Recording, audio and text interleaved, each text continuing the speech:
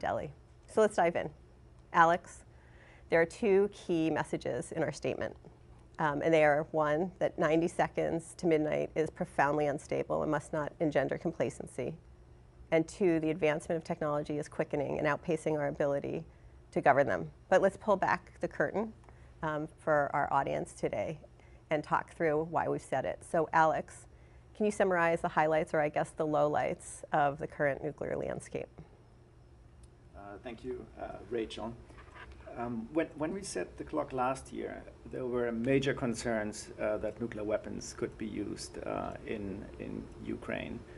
And today's clock setting was still overshadowed by the war in Ukraine, but also the war in Gaza, which has caused enormous human suffering and could lead to a broader conflict in the region involving several nuclear weapon states and regional powers. So it's really against this backdrop that we're facing a crisis in nuclear arms control, and I could go into great detail, but let me highlight perhaps just two aspects.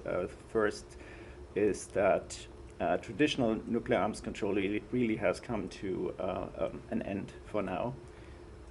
Russia withdrew or suspended the New START Treaty, withdrew its ratification from the Comprehensive Nuclear Test Ban Treaty, which the United States, of course, never ratified to begin with. But perhaps more importantly, that's the second point, many weapon states are currently pursuing extensive modernization and expansion programs that will really, for the first time since the end of the Cold War, and essentially providing the infrastructure that could last until 2100.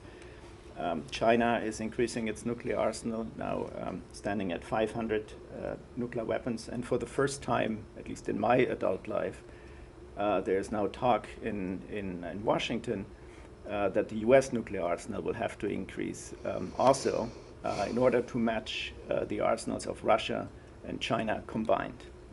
So in many ways, we're setting ourselves up for a three-way arms race, which is unprecedented and quite concerning. So the picture is quite bleak on the nuclear side this year.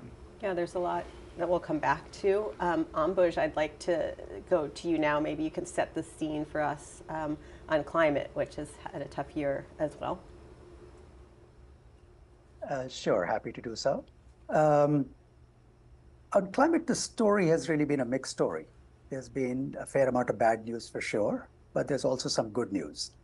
I think, as already mentioned, 2023 was the hottest year on record, and a range of extreme events across the world made more likely by climate change. Global greenhouse gas emissions continue to rise. Global and North Atlantic sea surface temperatures broke records. Antarctic ice was at lowest levels, and I could go on, but I think one gets the picture.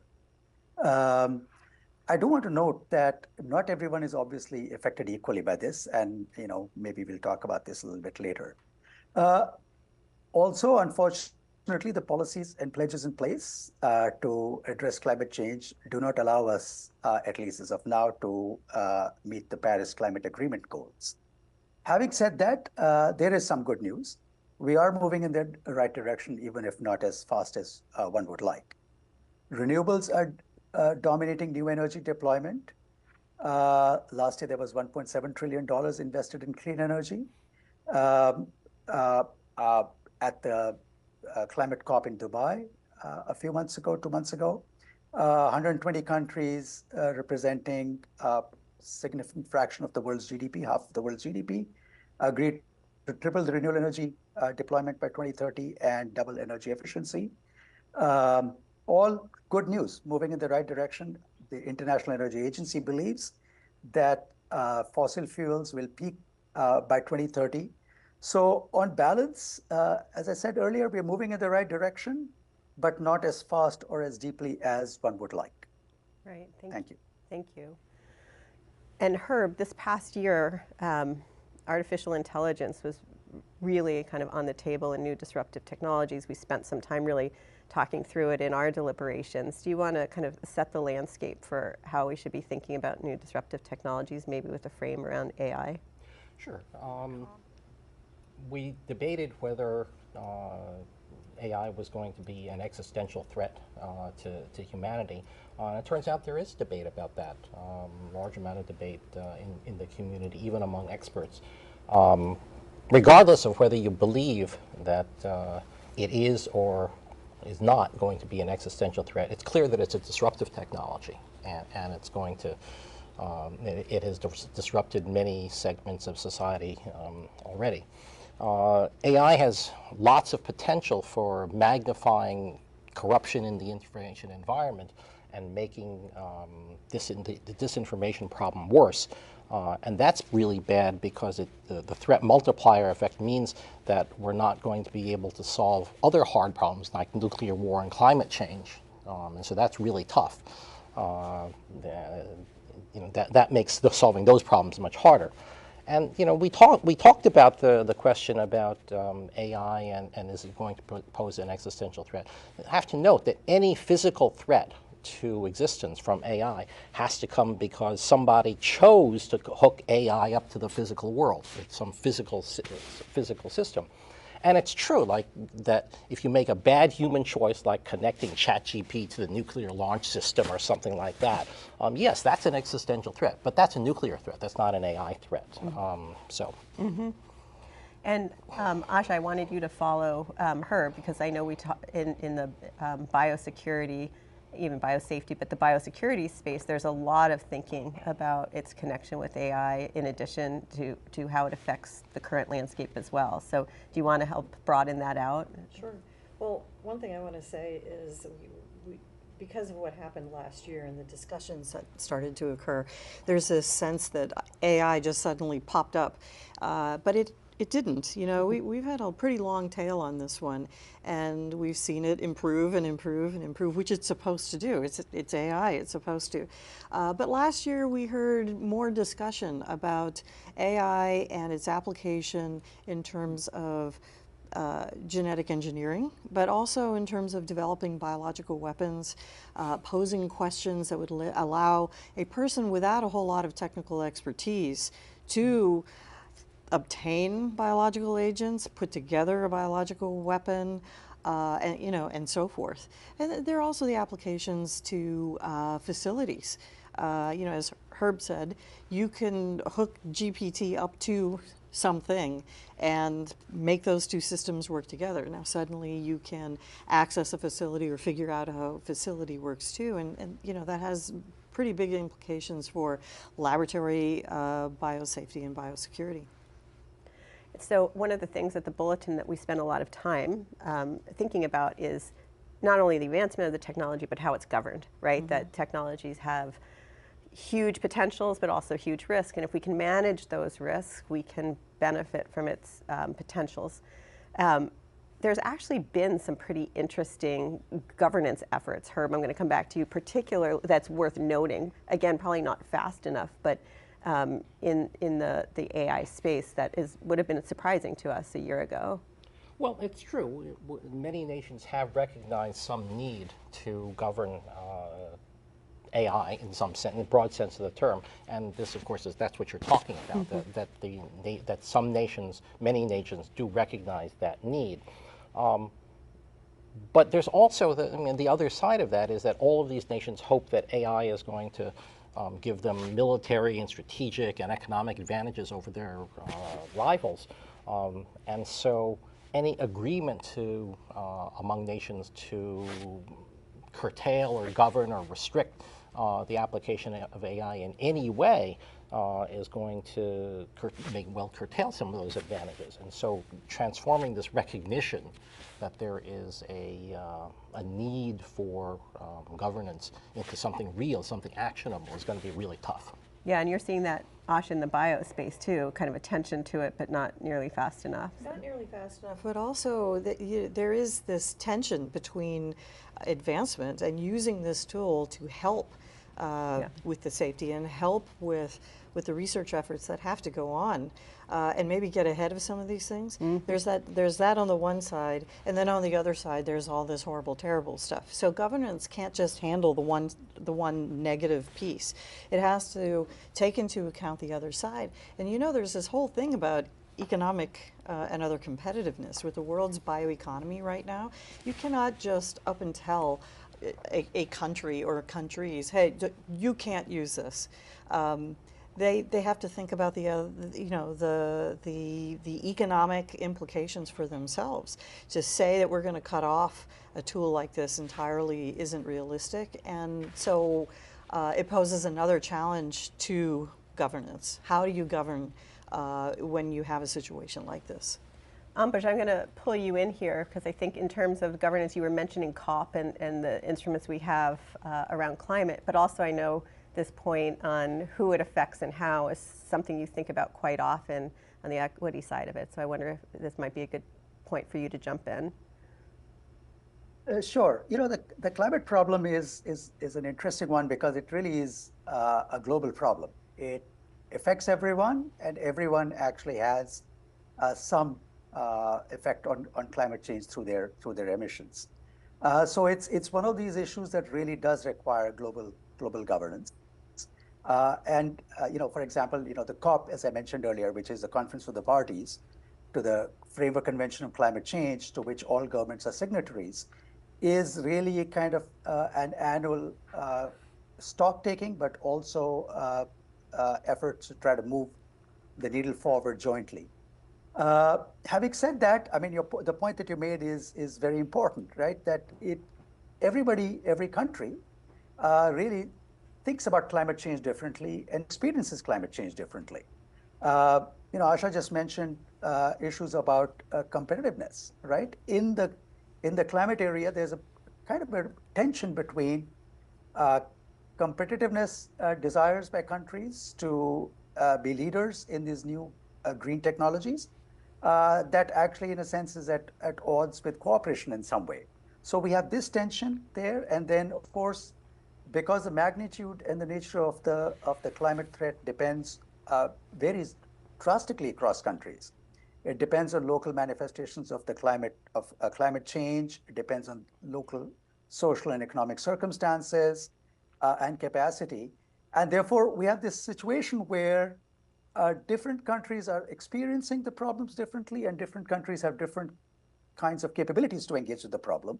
And this is playing out in this global arena where we have to work together, but there are also these different national interests. So it is a challenge, but we are moving forward, again, slowly and not as quickly as we would like, but still moving forward. Yeah, I think there's some real similarities when we think of how everybody's affected different. It certainly comes up in the biospace. But Alex, when it comes to global governance, in your opening remarks, it's kind of a despairing time in kind of the nuclear conversations. What are you seeing on the global governance landscape? Because it is so extraordinarily important that we do have some engagement between the nuclear powers in particular. Well, I would remind us that the 2010s were actually the first decade since the end of World War II that hasn't seen a new nuclear weapon state, which was quite remarkable, given where we are today. And a lot of credit goes to the Nuclear Non-Proliferation Treaty and the nuclear taboo that has evolved with it. But the treaty, the Nuclear Non-Proliferation Treaty, is in a crisis, in a deep crisis. We haven't seen a lot of progress with regard to nuclear disarmament, and we mentioned already efforts to re-modernize and expand arsenals. So the one highlight that I would mention here is really the Treaty on the Prohibition of Nuclear Weapons, the TPNW, which outright bans the possession and the use of nuclear weapons. It actually even bans the threat of use of nuclear weapons. It currently has 70 states parties. Of course, it's not supported by the nuclear weapon states and their allies. Of course, actually they oppose it very much so. But speaking only for myself here, in my view, the treaty does offer a new perspective on important nuclear issues for many countries and their citizens. And I think, looking forward, it may not be likely, but I think it's still quite possible that the treaty will gain new momentum in the next couple of years, especially perhaps in Europe, when the war in Ukraine has been resolved, and a sustainable peace agreement has been found, and the countries reevaluate their positions and policies toward nuclear weapons, perhaps especially in Europe. So a question at the bulletin we always get is, well, what can individuals do? What can people do? How to get engaged? And it's very difficult because these are huge global issues. And just a couple years ago when we had Hank Green on, he said, no one individual can solve all these problems, but we can't solve any of them without individuals. So maybe very quickly in our last few minutes before we move over to Daniel Holtz and Bill Nye, Alex, I'm going to come to you. Why don't you start us on, is the TPNW a place that people can get engaged, or is there other ways that people can try to keep pressure on their leaders to create a safer future for us? Well, you mentioned the TPNW. Let me just, perhaps if I had one point, I would say 2024 is an election year in many countries around the planet. Voting matters, and of course there are presidential elections in this country, and all U.S. elections raise the issue of the immense power vested in U.S. presidents, who have the sole authority to order the use of these weapons, and they can do so within minutes. This has always been, in our view, a very dangerous arrangement. And now I firmly believe that the risks of blundering into a nuclear war, given that we can launch them so quickly, are much, much higher than the risks of a surprise nuclear attack, a bolt out of the blue. So I firmly believe, and many on the board do so as well, that we need changes in these postures, launch on warning, first use, etc. And we hope that these conversations could at least be part of the conversations that we're going to have around the U.S. elections later this year. And then Herb, thank you, Alex. Herb, to you, with so much of this in the private sector, presumably on a lot of this tech, there's other avenues for individuals to help make a difference? Well, I think that the fact that the private sector holds so much influence and power over the deployment of these technologies, AI, for example, space technologies, for example, they have a huge amount of influence. And I think that the first thing people ought to do is to understand that these private sector actors don't necessarily act in the national or international interest. They act to serve their own goals, the goals of profit, the goals of their CEO or what have you.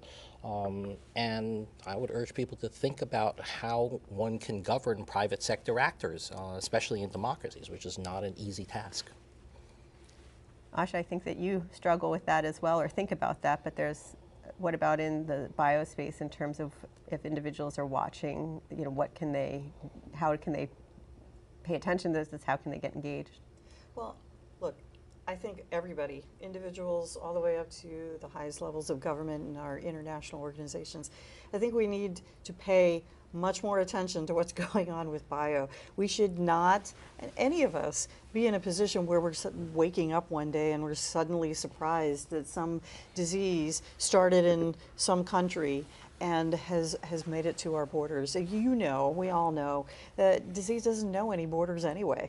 We can maintain some awareness, we can maintain some preparedness, we can do some things about our own health, we can care about what's going on in other countries. But I also think we should be maintaining some awareness of what's going on with weapons threats, what's going on with the laboratory down the street. These are all things that we can know about, and we can be speaking to our elected and other appointed officials.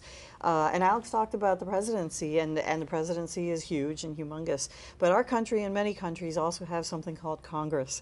And while kind of depends on the country, how we elect a Congress, or how we elect the president might or might not depend on an individual's vote. Individual votes do count for who gets into Congress. We should be paying attention to what their platforms are and what their approach is. I think we've gone way too long sort of ignoring bio and putting it off to the side under nuclear, under climate change, under other disruptive technologies. We can do this. We're educated people all throughout the world. Let's pay attention. Ambush, I'm going to give you the last word before we move on, but why don't you talk a bit about how individuals can engage on climate? There seems to be a little bit more space maybe there, and especially sitting in India, what are you seeing? Yeah, well, I think on the climate area, I think my views will very much echo what's already been said, right? That individuals certainly can play a very important role. The climate area is interesting. Some of the earlier questions or issues in the climate area were around whether climate change was indeed happening and whether human activity was responsible for it. That was an issue that was settled in the scientific domain. And in many cases, in the social and political domains, although as we know, not fully. There still is efforts to, and actually concerted efforts to have disinformation around climate change to even question issues that have been settled scientifically.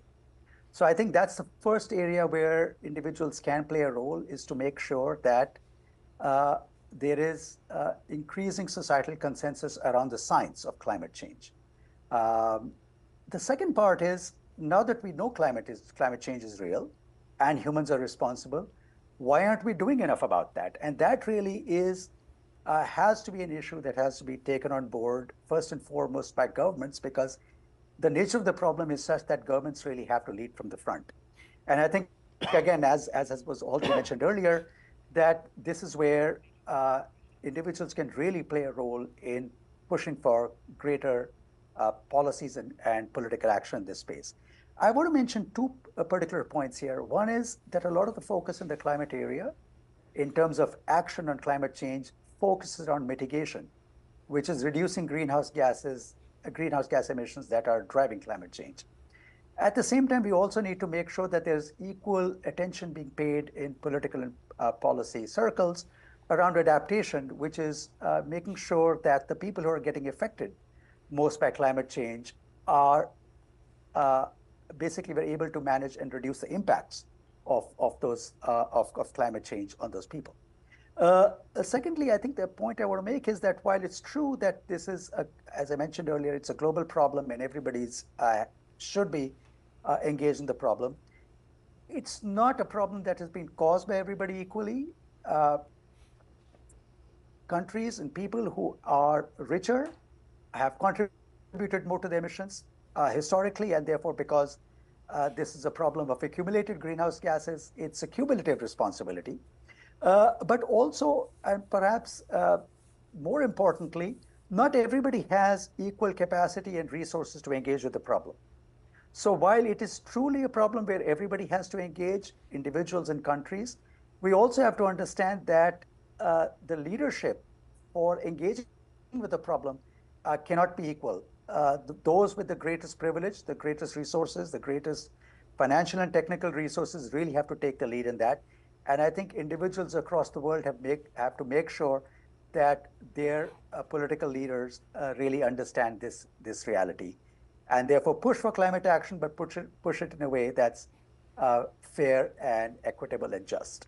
Thank you so much. I'm going to turn it now over to my colleague, Daniel Holtz and Bill Nye. Before I do, though, I really want to thank our members of our Science and Security Board today, Ambush Sagar in India, Alex Glasser from Princeton, Asha George here in the U.S., in Washington, D.C., where we're seated right now, Herb Lynn from Stanford. Thank you so much. And Daniel, over to you right now.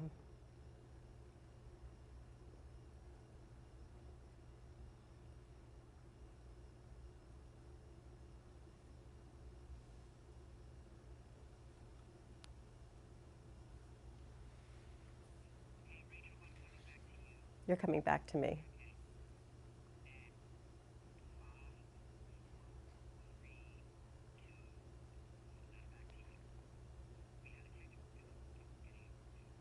Okay, so apparently we're going to hold until we get to Daniel and Bill. So while we do that, why don't we turn back here? And I think that if we don't fix that shortly, we're going to say goodbye to our audience. So thank you for that, but let's see if we can get it fixed beforehand. Alex, I think I'm going to come back to you. one more time. I know we went pretty quickly through some of the changing nuclear realities, and I just want to give you a little bit more time to maybe talk through a little bit on the landscape. We've been hearing about North Korea and things that are happening there. We still continue to watch developments in Iran. Is there anything that maybe we can add in? And then if we're not able to fix the technical difficulties, I think then we'll probably close out with that. Well, you're right. A lot of the attention currently, and rightfully so, is on the war in Ukraine and in Gaza, as I mentioned, but these other crises have not gone away, that in a normal year we would be talking about at one of these events. North Korea is essentially proceeding with its nuclear program. The Bulletin just ran an article earlier this week, including by Sikh hacker, arguing that North Korea might actually be preparing for war, which is something that no one really talks about very much. So that is still very much on the table. We've seen reports that North Korea is collaborating with Russia in the war in Ukraine. So everything is connected on that end. Meanwhile, in Iran, very similar story in many ways. The JCPOA, of course, the agreement that was in place and that is no longer working. That is now a sort of thing of the past. Iran is enriching uranium at an unprecedented level, at two very high enrichment levels, and it's our understanding that from a technical perspective, if Iran made a decision to pursue a nuclear weapon, it may be just months away from doing so. And again, there's the connection with the war in the Middle East, where Iran at some point may be involved.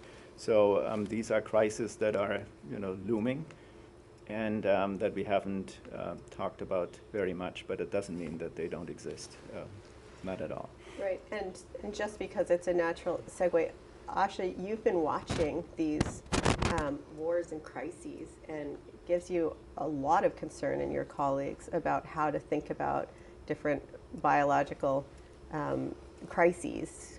I know you've thought and talked about that. Could you just share that a bit?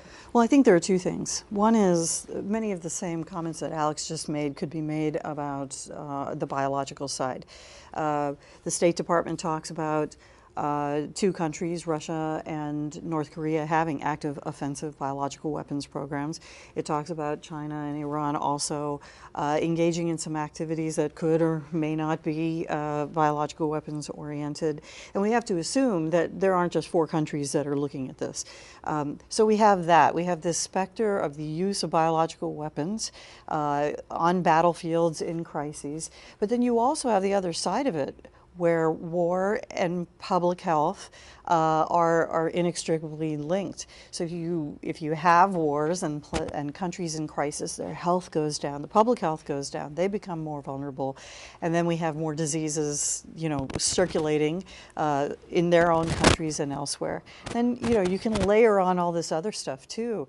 Ambuj will has talked about the impact of climate change on disease is particularly worrisome. I mean, yes, it's all global, but in arenas where there's already war going on and crises already going on, it's just a huge complicating factor. Melting of the Arctic and some of the encroachment that we're talking about that contributes to climate change also contributes to diseases coming to the fore that we haven't seen in many, many years. I mean, centuries, and I would imagine in some cases. So we have a really complicated situation that we, in terms of the Biological and Toxin Weapons Convention and some of these other conventions and treaties, just don't really address particularly well, because I think the world tried to leave it behind in 1976. But it's a new day, and there are new weapons. So I think the greatest difficulty, though, is going to be, at least with a nuclear weapon, you can see it. Same thing with chemical. With biological, I don't know that it's going to be quite that obvious. Nobody should be from a military standpoint, coming forward with a biological weapon that just destroys everybody all at once. You'd actually want to do something lower level. So there's a question. And our ability to attribute things, as we've seen with other diseases, is not great, not here in the United States or throughout the world. That's my perspective, our perspective on biological weapons, and it's something we have to continue to track as we go forward from here. And just because you mentioned attribution, Herb, I know you're one of the loudest voices in our room as we're talking through this about mis and disinformation and our ability, I mean, as attribution and some of these issues become so much more important, the inability to know where to turn, who to look for authoritative information. That's something you've been thinking a lot about and what that actually means for our ability to solve problems. You want to talk a little bit about in the kind of advancement of those technologies? Well, so artificial intelligence gives you, for example, the idea that you can create deep fakes of images and videos and audio and even text that sounds authentic but isn't. And these deep fakes can be deployed to influence opinion and polarize opinion further and so on. Today it is possible to, I mean, first of all, there are no technological solutions to that. For every deep fake that comes along, yes, you could probably develop a way of, especially with audio and video, you could probably develop a way of detecting that it was fake, but a technological way, but there'll be this interval where you won't have that way of doing it, and so at that point the fakers are going to win. Okay, and then there's going to be another round of that. But the worst problem is often nobody cares about whether or not it's fake at all. And they just take the information because this is friendly to me, it supports my position, and I'll just believe it, and I let it influence my emotions and so on. So what you have to do is you have to learn to care where it's coming from. You have to care whether or not this is really true. And by doing some research and so on, you can find out whether it's checking other sources and so on. But of course, the problem with that is that you have to check sources that you might not otherwise trust. You might have to check, a mainstream media source for that rather than some fringe source. So you have to want to do that, and that's really the biggest problem. So if people want to be able to defend themselves against this stuff, first they have to care. If you want to do it, then there are many ways of helping yourself out. But the first, most important thing is that you have to care. Well, on that, we're going to take a short break, and we'll be back momentarily with Daniel Holtz and Bill Nye. Thank you to our guests today, and hold on shortly, and we'll be back to you in a moment. Thank you.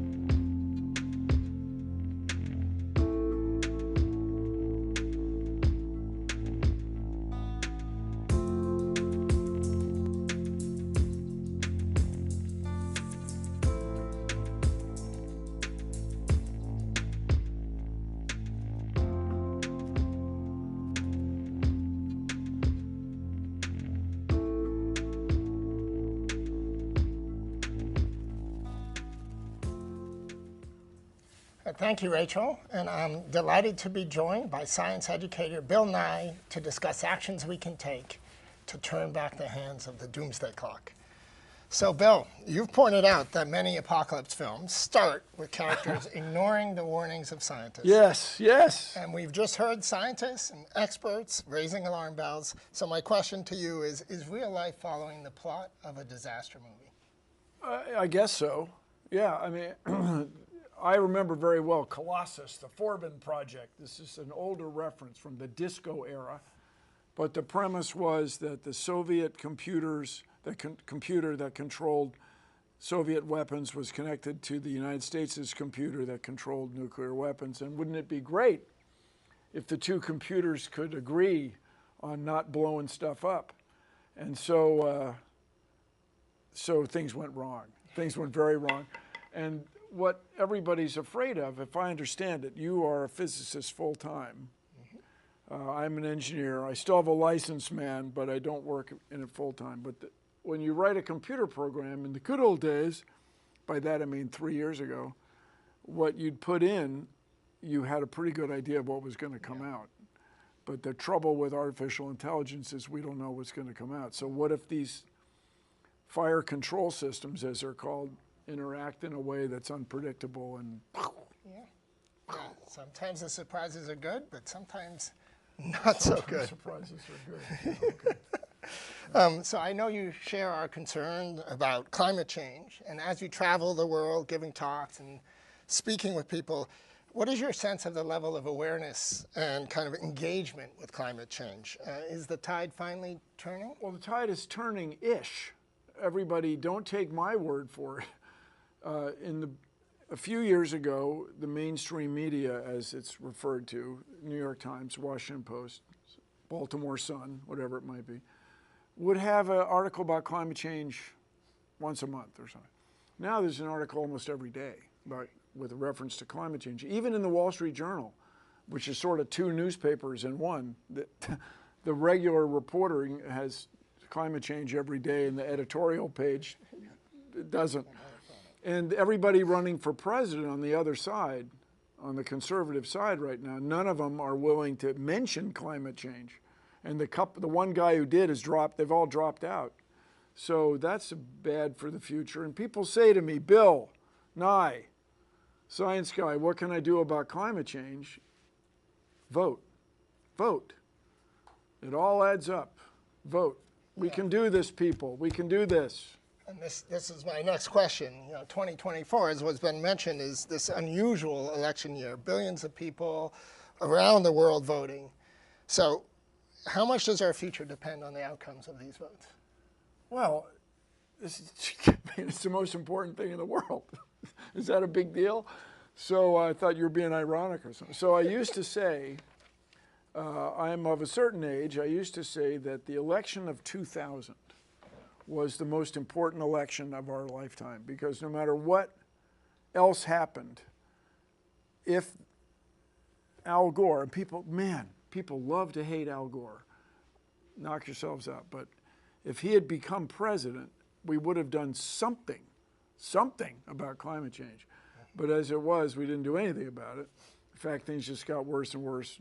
Snowball, pun intended, effect, got doubled down on drill, baby, drill and all that. But with that in mind, let's keep that in mind and vote. If nothing else, take the environment into account when you vote. You can hate me, you can hate all of us people of my ancestry and upbringing. You can hate me, fine, knock yourselves out. But the world's climate is changing because of human activity, and the U.S. has to lead. Now look, I'm from the United States. English, American English is my first language. Okay, I got all that. My perspective is skewed or influenced or whatever. But the United States is the world's most influential culture. No matter what else you say about it, it is the world leader in culture. And so we want to export our values as well as whatever else we might sell. And along that line, we want to be the world leaders in renewable energy and fairness. What everybody's running around nowadays, all bent out of shape about diversity, equity, inclusion issues. That's all about being fair. We want it to be fair, inclusive, and we want to change the world. Back to you, Daniel. And all of this impacts all of us, including those of us in the U.S., so we need to be engaged. And so kind of along those lines, we've heard, about all these threats to civilization, nuclear and bio, climate change. The biological threat is the real deal, man. Yeah, pandemics. I mean, there are lots of things to worry about. So my question is, how do we raise the alarm? How do we convey this kind of sense of urgency without making people despondent? And, and part of that is, how do you keep up your sense of optimism? Doomism, so-called, right? Yeah. Where it's all so bad, there's nothing we can do, and so on. Yeah. You guys, you've got to be optimistic, or you're not going to get anything done. Here in the U.S., it's a big deal this time of year with these football teams going at it, U.S. football. Nobody who plays on either team thinks they're going to lose. Like, that's not how this works, man. By the time you get to that level, you believe that you can beat the other team. Not easily. You have tremendous respect for the other team. You're concerned about the other team, but you know in your heart that you're going to be able to prevail. You guys, we can do this. Come on, we can solve these problems. We can address these problems. And I strongly believe, as I mentioned a moment ago, it starts with voting. And if you're too young to vote out there, make sure that you grown-ups in your world vote. And just please take the environment into account. The environment includes climate change, human-induced, all this carbon dioxide and methane into the atmosphere, biological threats, and this accidental incorporation of all these crazy weapons, which just happened with people disagreeing for a few decades. Yeah, so vote, talk to your friends, talk to your family. The other thing we could do, Daniel, he started it, don't come running to me. The other thing we could do about climate change and biological threats and so on is talk about it. If we were talking about it the way we talk about all these other important issues, crime, football games, we would be doing something about it. And so when I look at the Atomic Scientists clock, that is a conversation piece, literally, right? This thing, this minute hand is set up to get people talking about these big issues. Right. Yeah. So thank you. And the idea, 90 seconds to midnight, the idea is it's a conversation starter. Like, this is meant to prod people to So it used to wrestle be with 10 minutes or something, right? With 17 yeah, minutes. 17 minutes at the end of the Cold War. The end of the Cold War. The Cold War is still going on. Yeah, Everybody, okay, you hate me, you hate people of my background and ancestry. I got all that. You hate progressives. I got all that. But the thing in Ukraine is just the extended dance mix of World War II. I mean, it's still going on. Yeah, It's not something you can fool with, people. Now with nuclear weapons. Yes, now with nuclear weapons. And it's, not only Russia, but China, we're headed into a three-way arms race. It's really... It's a solvable problem. Nobody wants to shoot these things. Yeah. The idea was just to have them Yes. so that nobody would shoot them. But now with artificial intelligence, as I understand it, you could be shooting by accident. Who knows? Yeah. Who knows? All right, back to you. Yeah. So, along these lines, so let's get back to climate. In some ways, the solution to climate is very straightforward. We just need to stop burning fossil fuels. Whoa, what? That's it. That's You should have said something. I know. What are you going to do? Okay, Start there's some innovating details, with solar panels, wind, and distribution, maybe transmission that lines? might help. So, and, I understand everybody has this idea, well, swords into plowshares. We'll take nuclear material and make it into nuclear power plants. Nominally an okay idea, but our problems are political. Nobody wants, NIMBY, not in my backyard. Yeah. Well, there's also banana. Are you down with banana? I don't know that one. Build absolutely nothing anywhere near anything. And so I understand this sounds like a panacea. We just take this material, repurpose it. But it takes 15, 20 years to get a license for these things. We don't, it's just much harder. The political problems are, in a sense, more difficult than the technical ones.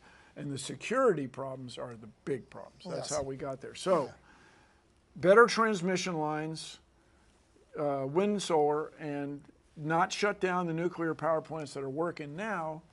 But, and then, if you're asking me, you are a physicist full time. We're not going to talk about that one astronomical phenomenon. No black holes. But is it reasonable to you that we will have nuclear fusion in the next few decades? Yeah, so I mean, it would be great. Nuclear fusion is harnessing the power of the sun. Wouldn't that be amazing? It's very technically challenging. But so many people are working on it. They're closer than ever, right? We're closer than ever, but we're still decades away, even in the most optimistic scenarios. So it's not going to save us. So we need to do everything else we can. So you guys, there isn't a panacea. There isn't what everybody talks about, a silver bullet. But the longest journey begins with but a single step. Yes. Let us reduce fossil fuels as fast as we can. Let us advance our transportation system so they're not quite so inefficient. And let's, the big thing I keep talking about is transmission lines. If we had a way to move electricity around less inefficiently, we could really get something We need to done. do Everything we can, all at once. except for burn fossil fuels. That's the one thing we need to stop, and we can't stop. I think that's, speaking of stopping, that's probably a good place to end. I want to thank science educator Bill Nye. To learn more about the Doomsday Clock and why it's at 90 seconds to midnight, and to follow these important issues all year long, please check out our website, thebulletin.org. Thank you for joining us. We are adjourned.